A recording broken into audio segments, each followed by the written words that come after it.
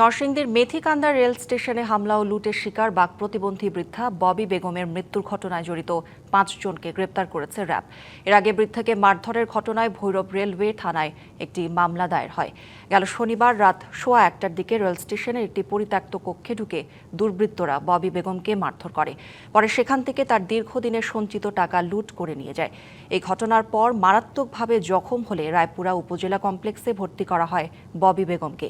সেখানে অবস্থার অবনতি হলে গেল মঙ্গলবার রাতে নরসিংদী সদর হাসপাতালে নেয়ার পথে মারা যান তিনি। বিষয়টি সামাজিক যোগাযোগ মাধ্যমে ব্যাপক ছড়িয়ে পড়লে তীব্র সমালোচনা শুরু হয়। পরে অভিযান নামে র্যাবের একটি গোয়েন্দা দল গ্রেপ্তার করা হয় জড়িত 5 জনকে। দুপুরে এই বিষয়ে ব্রিফ করবে র্যাব।